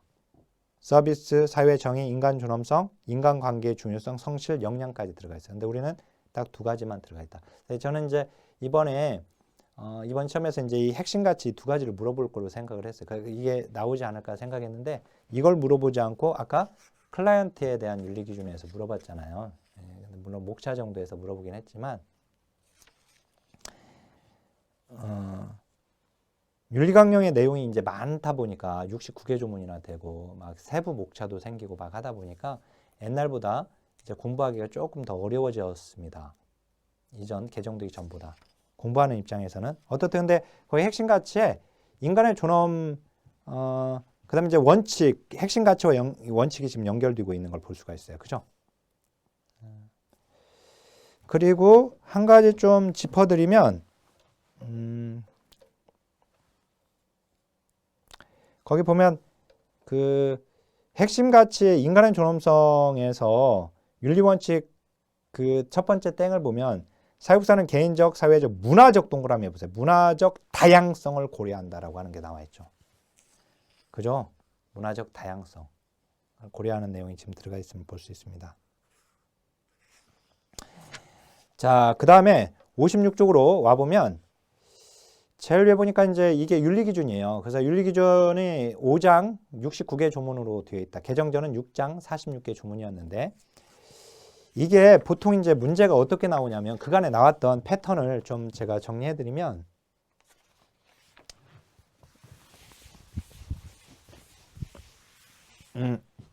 옛날에는 이렇게 나왔어요. 윤리기준 옛날에 6장이었는데 지금 이제 5장이니까 5장으로 얘기하면 이런 겁니다. 질문을 자, 이 박스에다가요. 윤리강령 조문을 이게 이제 69개 조문이니까 69개 조문 중에서 한 3개 정도를 집어넣어요. 여기다가 3개를 집어넣고 이게 1번, 뭐 2번, 3번, 4번, 5번 이 기본적 윤리기준, 클라이언트에 대한 윤리기준, 동료에 대한 윤리기준, 기관에 대한 윤리기준, 사회에 대한 윤리기준을 이렇게 딱 넣어. 그래서 이게 이 윤리기준 5장이잖아요. 5장에 어디에 해당되는 조문인지를 고르는 문제. 이렇게 나오거나 그 다음에 또는 아예 그냥 다음 중 클라이언트에 대한 윤리기준이 아닌 걸 고르시오. 그래서 1번부터 5번까지 있는데 여기다 3번에다가 얘를 사회에 대한 윤리기준 중에 하나를 집어넣는 거예요. 그래서 얘가 이렇게 답이 되게끔 만들거나. 그 다음 또 하나는 아예 그 69개 조문이니까 이제 1번부터 5번까지 그 69개 조문들을 여기 그 중에 5개 조문을 여기다 넣어요. 그럼 하나를 틀리게 만드는 거야. 그래서 윤리강령 중에 옳지 않은 걸 고르시오. 해가지고 옳지 않은 걸 고르게끔 하는 거예요. 이런 식으로 문제가 나왔어요. 그간에. 패턴이. 문제 패턴은. 알았죠? 자, 그런데 이번에 목차를 가지고 낸 거잖아요. 세 번 목차를 가지고. 그죠? 어디, 이거 클라이언트의 윤리 기준으로 물어봤잖아요. 아까. 그죠? 자, 그래서 이걸 공부하는 방법은, 우선은 나온 조문들을 공부를 해야 하거든요. 이제 완전히 개정돼서 거기에 보면 많이 상당 부분 개정됐거든요. 그래서 거기 보면 56페이지 보면 기본적 윤리 기준입니다. 먼저. 그래서 거기 전문가로서의 자세, 그 다음에 밑에 보니까 전문성 개발을 위한 노력, 그 다음에 오른쪽에 전문가로서의 실천 이렇게 나와 있죠. 제가 거기 보면 그 아예 색깔로 되어 있는 거 있잖아요. 걔들은 신설된 조문들이에요. 그리고 거기 답원, 예를 들어서 거기 인간 존엄성 존중의 답원에 보니까 그 임신, 출산, 가족 형태, 가족의 상황, 젠더 정체성 그거 들어가 있잖아요. 걔들이 이 기존 조문이 그 답원의 검정색 문장이에요. 근데 거기가 수정된 거예요, 걔가. 그런 내용들이 들어간 거예요, 지금. 알았죠? 그래서 그렇게 표시를 해놨고, 아예 새로 만들어진 것들은 제가 파란색으로만 되어 있어요, 걔들은. 다. 그죠? 근데 거기 라에 보니까 문화적 역량을 바탕으로 다양한 문화의 강점을 인식한다. 그래서 다양한 문화적 다양성을 또 다루는 내용이 들어가 있죠. 그죠? 이전에는 문화적 다양성을 다루는 조문이 없었어요. 그래서 우리나라 윤리강령에 문화적 다양성을 존중하는 내용이 들어가 있다 하면 틀렸었거든요. 근데 지금 이제 들어가는 것이 맞는 겁니다. 나중에 문제 풀면 그게 나와요. 그렇죠? 실천론에서. 그래서 이제 문화적 다양성을 고려하는 내용이 들어가 있구나. 그죠? 전문에는 들어가 있지 않아요. 전문에는 없어요. 전문 아까. 거기 54페이지 전문 내용 보면 문화적 다양성이 들어가 있잖아요. 그죠? 근데 이제 문화적 다양성이 아까 핵심 가치 1번에서 지금 들어가 있었고, 그 다음에 지금 여기서도 들어가 있는 거 볼 수 있어요. 그죠? 그 다음에 거기 제가 아예 개정 전이 상당 부분 바뀐 거는 거기 사회 정의에서 가번이 개정 전 거는 그 밑에 거 나와 있죠. 근데 그게 지금 가번처럼 바뀌었다라고 하는 것이고, 그 다음에 57쪽으로 와보면 아예 개정되면서 개정 전 윤리강령 조문이 삭제된 것도 거기 박스에다 넣어놨습니다. 사실 그 개정 전 삭제된 조문까지 알 필요는 없어요. 그렇죠? 근데 넣어놨고, 그 다음에 그죠? 요거는 우리 선생님들이 좀 읽어봐야 하는데, 거기 58페이지 제일 위에 사회복사나 한국사회복사협회 등 전문가 단체 활동에 적극적으로 참여하고 사회 정의 실현과 사회복사의 권위 공호를 위해 노력한다. 그죠? 가령 이런 것들을 어떻게 바꾸냐면 거기를 한국사회복지사협회 등 전문가단체 활동에 적극 참여하여 사회 정의 실현과 클라이언트 권익 공유를 위해 노력한다. 뭐 이런 식으로 틀리게끔 내요. 근데 걔는 지금 나오지는 않았죠. 이제 공무원 시험에서는 걔가 이제 그렇게 나왔었거든요. 틀리게끔. 기출표기 안 돼 있는 거 보니까 나오지는 않은 조문이에요. 거기 보면 기출표기가 되어 있는 조문들이 있어요. 그 경제적 이득에 대한 실천에도 58페이지에 거기 나번 보니까 6회라고 되어 있잖아요. 그 동그라미 6번이 다 기출표기 되어 6회 때 나왔다는 조문인데, 그죠? 그 조문이 이제 개정된 것이고, 그 다음에 답원도 동그라미 3회 때 나왔던 거예요. 클라이언트의 권유 공유에서도 거기 클라이언트의 이익을 최우선으로 삼는다. 그죠? 그리고 이를 실천하고 클라이언트의 권리를 존중하고 옹호한다. 그게 3회 5회 때 나온 거예요. 개정 전 조문으로는 그거지만 그 개정 전 조문이 3회 5회 때 나온 거니까 한마디로 개정 이후에 조문 그걸 거기다 표시를 해놓은 겁니다. 제가. 그래서 선생님들이 보셔야 할 건 거기 기출표기 되어 있는 것은 그나마 이전에 개정되기 전에 나왔던 조문들이다. 걔들 좀 눈여겨서 보시고. 근데 문제는 결국은 또 아예 목차로 나와버렸잖아요. 이번에. 그죠? 그래서 오른쪽으로 와보면 그 59페이지 제일 아래 보니까 직업적 경계 유지에서도 3번 사회복지사는 어떤 상황에서 클라이언트의 사적 금전 거래, 그 다음에 성적 관계 등 부적절한 행동을 해서는 안 된다. 그죠? 2회, 15회 때 나왔던 거. 그 다음에 이제 넘겨보시면 또 거기 60페이지로 와보면 이제 사회복지사의 동료에 대한 윤리 기준. 얘만 이제 사회복지사에 이게 붙어 있죠. 나머지는 다 앞에 가지는데 떼어져 나갔는데, 거기서 그 기출 표기되어 있는 것들 좀 보시되 61페이지 제일 위에 사회복지사는 다른 전문직의 동료가 행한 비윤리적 행위에 대한 윤리 강령과 재반 법령에 따라 대처한다. 이게 바로 휘슬 블로잉이에요. 즉 내부 고발. 휘슬 블로잉. 이따가 그 66페이지 봐보세요. 66페이지에 그 양가로 4번에 동그라미 2번 보면 휘슬 블로잉이 나와요. 내부 고발하는 거. 근데 그 조문이 지금 있는 걸 볼 수가 있고, 그죠? 관계 법령에 따라 대처한다라고 하는 거. 그 다음에 그 슈퍼바이저 나와 있잖아요. 그러니까 동료에 대한 윤리 기준은 간단하죠. 동료, 그 다음에 슈퍼바이저 이렇게 되어 있어요. 근데 슈퍼바이저에 보니까 슈퍼바이저는 슈퍼바이지가 전문적 업무 수행을 할 수 있도록 지원하고 슈퍼바이지는 슈퍼바이저의 전문적 지도와 조언을 존중해야 한다. 이 조문 내에서도 순서가 바뀌기도 했어요. 그거 보면 오른쪽에 내용 순서 바뀌었다고 되어 있죠. 1번이 3번으로. 3번이었는데 그죠? 1번, 2번, 3번. 3번이 1번으로 갔다.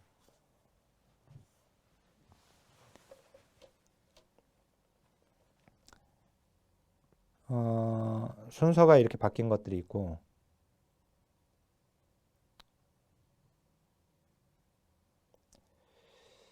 자, 거기 이제 개정 전 13, 개정 후에, 개정 후라고 해야겠네요. 두 번째가. 개정 후에 이제 3번, 1번으로 갔다. 개정 전 1번이 3번으로 갔고, 개정 전 3번이 1번으로 갔다는 뜻입니다. 그거. 1번과 3번이 바뀌었다는 뜻이죠. 그죠? 예. 뭐, 그게 뭐 중요한 건 아니죠. 근데 어떻든 이제 이렇게 순서도 바뀌고 뭐 했고, 마지막에 보니까 기관에 대한 윤리 기준. 그러니까 본래는 사회에 대한 윤리 기준이 먼저였는데, 그걸 이제 그 사회에 대한 윤리 기준을 뒤로 뺐어요. 자, 그 다음에 이제 62페이지로 와보세요. 62페이지 그 마지막 6장에 사회복지윤리위원회 구성 운영은 그게 완전히 다 없어져 버렸습니다. 그래서 제가 기출문제, 과거에 나왔던 기출문제는 현재 기출문제 이 조문, 그러니까 개정된 윤리강령 조문으로 다 바꿔서 제가 문제를 바꿔놨기 때문에 기출문제집 보실 때에는 그 걱정하지 않아도 돼요. 이전에 그 개정되기 전 조문은 개정된 조문으로 다 바꿨고, 그리고 개정된 조문을 삭제된 조문들을 다 없애고 새로 이제 다른 조문으로 넣어서 문제를 재구성해 놨으니까 걱정하지 않아도 됩니다. 법률도 마찬가지. 법률도 제가 이제 책 개정 작업에서는 다 그걸 반영하기 때문에 안심하고. 왜냐면 그 이렇게 말씀하시는 경우가 있거든요. 그러면 윤리강령 옛날 문제는 안 풀면 안 되겠네요. 이렇게 물어보시는 분이 계세요. 근데 뭐 큐넷에서 다운로드 받는 경우는 그건 풀면 안 되죠. 이제 없어진 조문들이 있으니까 법률도 마찬가지. 뭐 개정된 것들 알고 있어야 하니까. 근데 이제 제 기출문제집에서는 제 책에서는 다 그거 이제 개정사항을 반영해 가지고 문제를 재구성하거든요. 그러니까 논점을 버릴 수는 없으니까요. 나왔던 논점. 그래서 사육사 선서문도 뭐 시험에 나오는 건 아닙니다. 자, 이거는 그냥 뺄게요. 이제 요거 여기까지만 하고. 그러면 이제 63페이지로 와서 사회복지와 인권입니다. 이게 19회 때 나오고 20회 때 나오고 22회 때 또 나왔어요. 3번 나왔는데 지금 자, 인권의 3가지 성격, 천부권, 불가양성, 불가분성, 그 다음에 보편성. 자, 천부권은 하늘로부터 부여받은 것이다. 즉 인권은 이미 인간의 존재로 함께 탄생했다. 태어날 때부터 존엄성을 가지고 태어났다. 자, 그 다음에 불가양성, 불가분성. 어느 누구에게도 양보할 수 없고 탈취할 수 없고 한 개인의 고유한 것이기 때문에 어느 누구라도 나눌 수 없음을 의미한다. 자, 보편성, 누구나 개인이 처해 있는 신분이나 상황에 상관없이 똑같이 인권을 갖는다. 그래서 모든 인간에게 해당되는 보편적 권리이다. 그죠? 집단, 개인, 국가, 상호 간의 책임을 동반하는 권리이고, 보편성은 자기의 인권은 자기만 소유할 수 있다는 의미다가 아니죠. 그죠? 누구나 인권을 갖는다라는 개념이죠. 자, 사회복지실천에서 인권. 결국 사회복지는 인권 전문직이다. 인권에 기반한 인권적 실천이다. 그리고 가장 중요시 되는 가치가 인간의 존엄성이다. 그죠? 그래서 이제 법이 보장하고 있지 않다 하더라도 인간의 존엄성 보장에 필요한 권리이다. 자, 인권과 윤리. 인권이 실천의 방향을 만들어내는 것이라면 윤리는 주어진 상황에서의 실천의 방향과 지혜를 제시하는 것이다. 윤리적 실천은 인권적 실천을 인도하는 것이다. 자, 그 다음에 인권의 3세대인데 1세대가 자유권, 2세대 사회권. 사회권, 즉 정치, 사회, 문화적 권리를 의미한다. 그죠?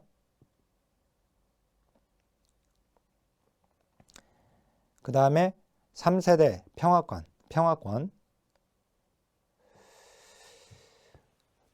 자, 거기서 이제 자유권 있고 이제 평등권은 결국 그 사회권에서 해당돼서 평등권은 이제 경제, 사회, 문화적 권리에 해당이 됩니다. 그다음에 평화권은 국가들 간의 연대와 단결의 권리이다. 그죠? 맞죠? 3세대 평화권. 이게 나왔어요, 이번에. 그래서 4번 보시면, 기출문제 한번 볼게요. 그 4번 보면 인권에 관한 설명을 옳지 않은 것은 천부성은 가지고 태어났다. 그죠? 자유권은 시민, 정치적 권리다. 그죠? 정치적, 시민적 권리라고 했죠. 아까 이 1세대. 평화권은 국가들 간의 연대, 단결의 권리이다. 그죠? 3세대. 그 다음에 보편성이 지금 틀린 것이고, 평등권이 바로 사회권에 해당돼요. 그래서 거기에 이제 맞고요. 그 다음에 이제 윤리적 딜레마입니다. 윤리적 딜레마는 자 63쪽 자 넘겨보면 그 64쪽으로 가보세요. 제일 위에 윤리적 딜레마에 처해졌을 때 좋은 방법은 동료보다는 경험이 많은 슈퍼바이저와 의논하는 것이 좋다. 그렇죠? 그거 일단 중요하고. 그다음에 이제 그 아래 사회복 실천과 가치 갈등이죠. 여기가 이제 중요한데 5가지가 나옵니다. 첫 번째 이제 가치 상충이에요. 이건 뭐냐면 이건 잘 나오는 내용 중에 하나예요. 그래도 요거는 사회복지사가 우리가 실천 현장에서 겪게 되는 윤리적 딜레마를 얘기해요. 먼저 가치 상충은 2가지 가치가 상충하는 건데 2가지 이상의 가치들이 경쟁적으로 대두된다. 상충된다. 그 예에 보니까 심각한 유전 질병을 가진 남편이 결혼하고 나서 부인한테 알리지 않고 자녀를 갖기 원하는 경우예요. 그러면 지금 클라이언트 본인의 자기결정이죠. 그거는. 그죠? 본인이. 근데 사회복지사가 그걸 알고 있을 때 그러면 장애아 출산이 될 가능성이 있게 되는데 그죠? 장애아 출산을 하게 될 텐데 그 장애 출산 예방이라고 하는 그 가치와 상충하게 됩니다. 우리 시험은 이렇게 나왔어요. 생활상의 어려움을 겪고 있는 지적 장애 여성이 자녀를 갖기를 원한다. 자, 생활상의 어려움을 겪고 있는 지적장애 여성이라고 했으니까 생활상의 어려움, 최저생활보장이라고 하는 그걸 이제 염려한 거죠, 사회복사가. 근데 자녀를 갖기 원하는 것은 클라이언트의 자기결정권이죠. 자기결정과 그 다음에 자기결정권과 최저생활보장이라고 하는 생활상의 보장이라고 하는 이 두 가지 가치가 상충하는 거예요. 자, 그 다음에 의무상충은 이때의 의무라고 하는 것은 기관의 결정을 얘기해요. 그래서 기관의 결정을 따를 의무. 기관과 클라이언트 관계에서 겪게 되는 가치 딜레마입니다. 얘가 나와 있죠. 거기에 노숙인 쉼터에서 경미한 정신적 장애가 있는 경우는 정신요양시설로 보내야 한다라고 하는 게 기관의 규정이에요. 근데 이 클라이언트가 사회복사한테 경미한 정신적 장애를 겪고 있는 클라이언트가 사회복사한테 내가 어떻게든 여기서 쉼터에서 자활해가지고 자립해가지고 결국 지금 보육원에 맡겨놓은 우리 아이를 찾아서 내가 같이 살아야 합니다. 나 좀 도와주세요. 이렇게 얘기하면 그러면 사회복사가 경미하잖아요. 또 좀 딱하잖아요. 딱하니까 여기 기관에서는 이제 결정을 내린 거야. 그 규정에 의해서 정신요양 시설을 보낸다. 그럴 때 사회복사가 겪게 되는 딜레마예요. 기관의 의무를 따를 것인가? 클라이언트의 이 요구를 간절한 요구를 이걸 들어줄 것인가? 근데 거기 보면 OX 문제 보면 기관의 목표가 즉 기관의 결정이죠. 결국은 클라이언트의 요구와 상충될 때, 이배될 때 가치 상충이 아니라 의무 상충입니다. 그건. 자, 그다음에 클라이언트 체계의 다중성. 클라이언트가 여러 가지 다양한 문제를 가지고 있는 경우를 얘기해요. 저도 이제 무료 공방을 잠깐 1년 운영하고 이제 했을 때 그때 그 당시 이제 초등학교 3학년 아이였는데 그 아이 집에 한번 갔거든요. 할머니하고 이제 아빠하고 이렇게 영구임대 아파트에서 살고 있었는데 그래서 갔더니 아빠가 이제 이혼하고 그 어머니 자기 어머니 영구임대 아파트 단지에서 거주하는 할머니 집에 들어온 거예요. 근데 노가다 하면서 그래서 그 소주를 이렇게 3병씩 사가지고 와서 깡소주를 그냥 마시고 그리고 이제 막 화장실 문도 부서져 있고 그리고 이제 그 할머니 말로는 이제 자기 딸들은 효녀인데 아들이 이렇게 이혼하고 나서 이렇게 막 그 아이한테도 막 학대하고 그래서 아동학대 문제 그다음에 뭐 알코올 중독 완전 그다음에 또 뭐 어르신 가령 그 어르신 뭐 치매 어르신 실제 뭐 그 치매는 아니었지만 그때는 그러니까 그 가정에 봤더니 뭐 아동학대에 또는 이제 그 아내 구타에 알코올 중독에 또는 치매 어르신의 막 이 다양한 문제를 가지고 있을 때 누구를 클라이언트로 삼을 것인가? 그 클라이언트 체계 다중성입니다. 그다음에 결과의 모호성은 입양의 대표적이에요. 클라이언트를 대신해서 사회복사가 결정을 내릴 때 그것이 실제 클라이언트에게 도움이 될지 확신 서지 않고 예측이 쉽지 않을 때. 그래서 거기에 윤리적 결정에 따른 결과의 모호성으로 윤리적 딜레마가 발생할 수 있다. 그건 맞죠? 자, 그다음에 힘의 불균형성. 자, 사회복사와 클라이언트 중에 누가 더 힘이 있느냐? 사회복사가 더 힘이 있습니다. 그죠? 전문가로서의 권위가 있기 때문에. 그러면 이게 그 힘의 불균형성으로 인해서 클라이언트가 사회복사한테 완전히 전적으로 의존하게 되면 그러면 클라이언트의 자기결정권을 침해하게 돼요. 이 힘의 불균형으로 인해서 나타나는 것이죠. 그걸 얘기하고 있고 자, 그다음에 이거 말고도 윤리적 쟁점으로 고지된 동의. 자, 항상 알리는 겁니다. 클라이언트에게 뭐 서비스의 목적, 위험성, 한계점, 감수해야 할 사항, 뭐 권리, 시간 설정 이런 것들 다 클라이언트에게 알려야 하는 거죠. 고지된 동의, 구두, 서면으로 항상 사전에 알리는 겁니다. 그래서 고지된 동의는 원조 초기 단계뿐만 아니라 전 과정에서 해야 할 것이고 근데 한꺼번에 너무 많은 것들을 알리는 것은 올바른 게 아니다. 알았죠? 나와 있고 그 다음에 이제 온정주의는 온자가 따스론자, 정자가 정을 의미하는 정자예요. 따뜻한 정인데 근데 여기서 이제 윤리적 쟁점으로 나오겠죠? 온정주의는 가부장제를 의미해요. 이게 정책론에서도 온정주의가 나오거든요. 그때 이제 온정주의 아버지가 자녀, 부자 간의 은혜 아버지가 자녀를 돌봐주는 이유는 자녀들이 아버지, 내가 당신의 자녀니까 나를 돌봐주세요. 이렇게 요구해가지고 그 요구에 대해서 권리로 준 게 아니죠. 내 자녀니까 위에서 아래로 그냥 주어주는 거예요. 시에.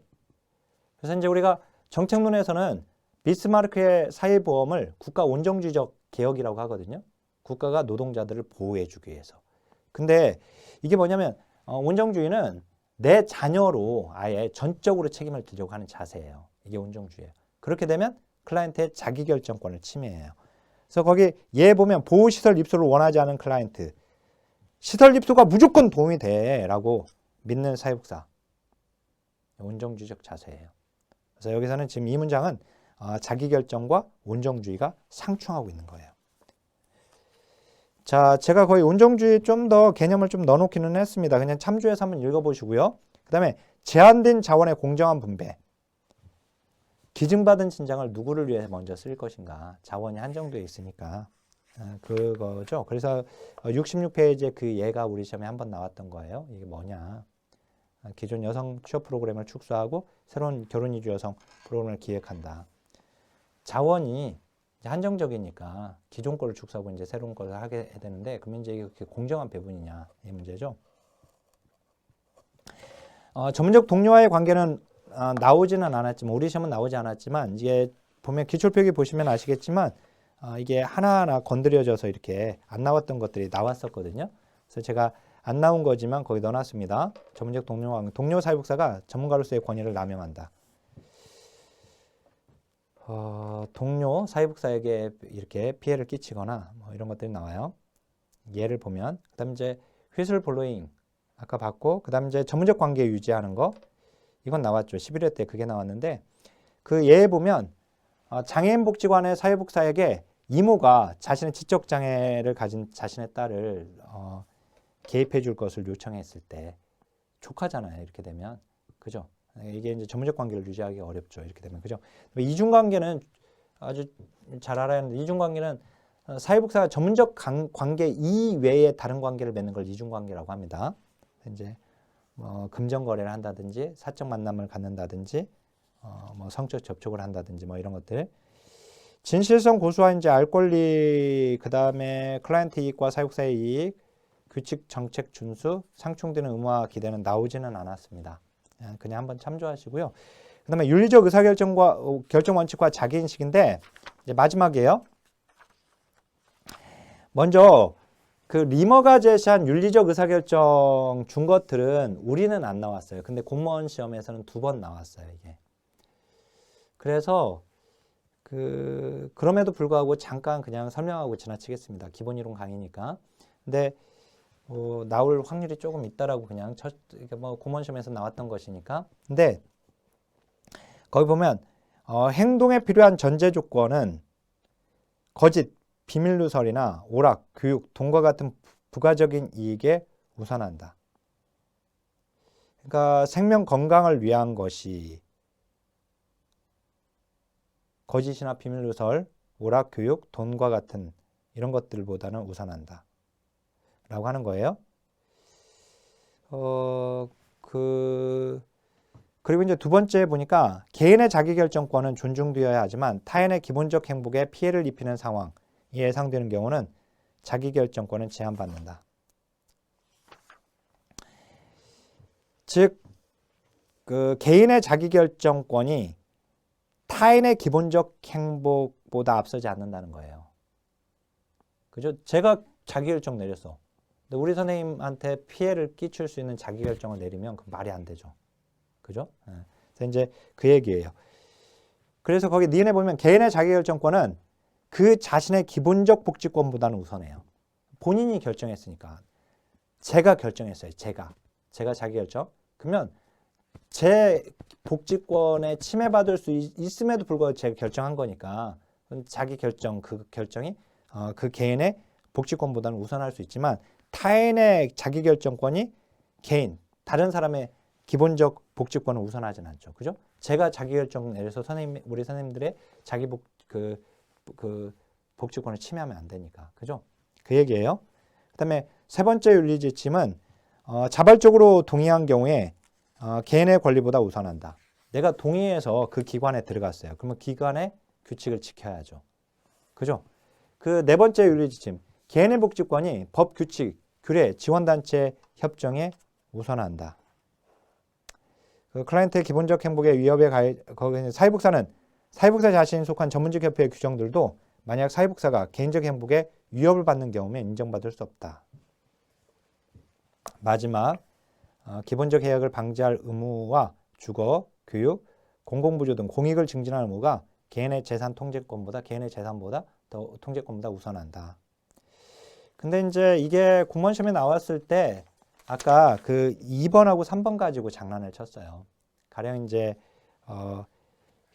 타인의 자기결정권은 개인의 기본 결정보다 우선한다. 막 이런 식으로 트레이크 나왔는데 어떻든 우리는 안 나왔습니다. 그래서 몰라도 상관없고 사실은.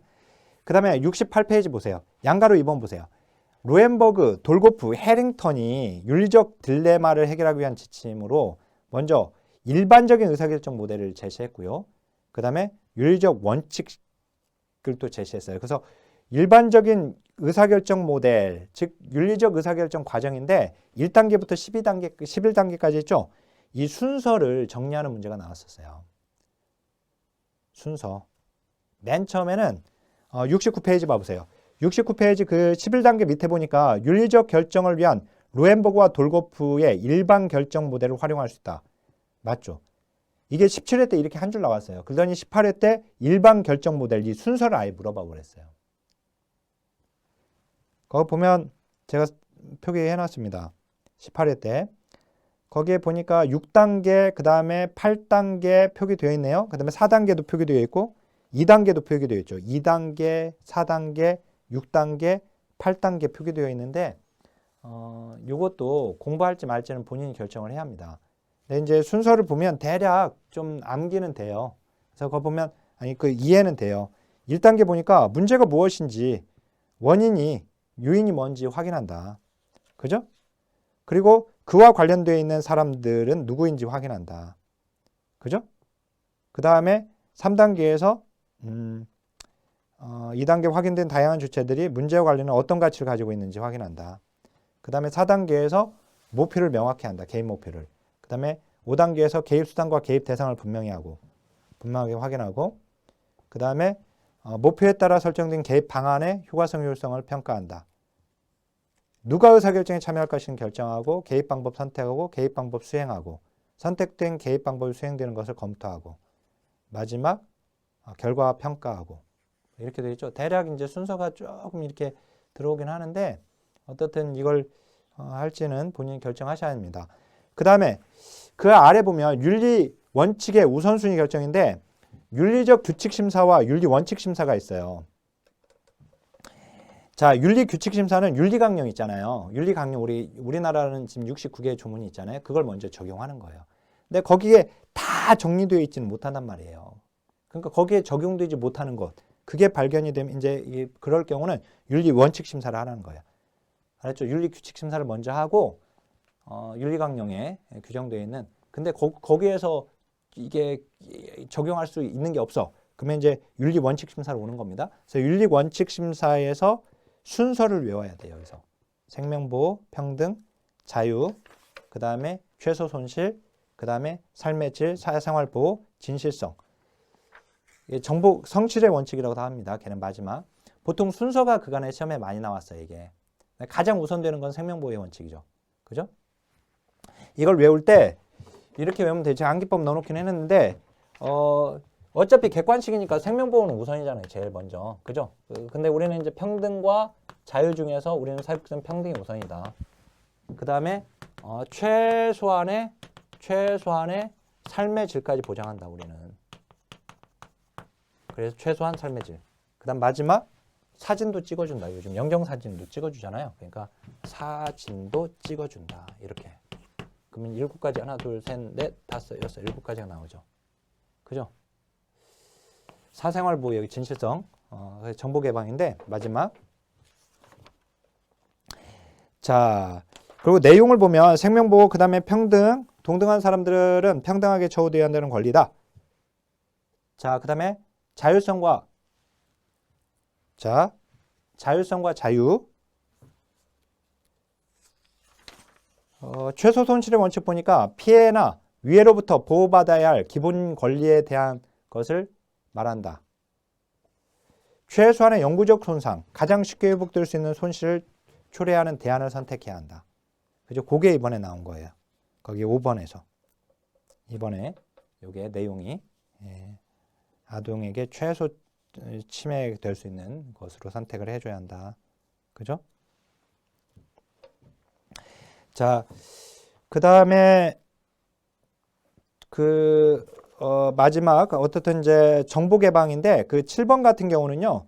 클라이언트와 여타에 관련된 당사자에게 오직 진실만을 얘기하고 모든 관련 정보를 완전히 제공한다. 클라이언트에게 성실히 그 정보들을 다 개방해야 한다. 성실히. 그래서 이걸 성실의 원칙이라고 해요. 알았죠? 그래서 보시고 그 다음에 거기 마지막 자기인식 이번에 또 뭐 10회 때 나오고 21회 때 나왔었는데 전문가로서의 자기인식 우리는 클라이언트를 위한 도구입니다. 전문가는 그들을 도와주는 도구가 되는 거예요. 그래서 우리 도구인 우리 스스로를 객관적으로 인식할 필요가 있는 거죠. 그래서 거기 보면 그 자기인식의 중요한 이유, 실천 과정과 관련된 상호작용을 향상시키고 자기 자신을 객관적인 도구로 활용하기 위한 것이고 클라이언트에게 해가 될 만한 사고, 행동 방식을 예방하고 전문가로서의 권위와 정체성을 확립하기 위한 것입니다. 자, 이번 내용은 뭐 이게 그 이론적인 뭐 어떤 이런 내용이기보다도 우리가 이미 이건 가치적인 부분이 또 윤리적인 부분이다 보니까 그런데 다만 이제 윤리강령 공부하는 게 참 애매하죠. 조문도 많고. 근데 자, 나왔던 기출문제 제가 지금 현재 개정된 조문에 맞게끔 개정한 거랑 좀 풀어보시고 그 다음에 이번에 또 틀을 가지고 냈으니까 틀과 그 다음에 그 목적 같이 뭐 그런 부분들 좀 공부를 해놓고 대비를 해야죠. 뭐 어쩔 수 없이. 자, 여기까지 보겠습니다. 이번 시간도 강의가 좀 길어졌는데 윤리강령이 이제 개정 사항이 좀 길어져서 거기가 많아져서 특히 좀 그걸 또 구체적으로 다뤄드리기도 애매한 부분이었습니다. 이제 문제가 어떻게 나올지를 또 모르기 때문에. 자, 그러면 첫 강의 여기서 마치겠습니다. 자, 하나, 둘, 셋!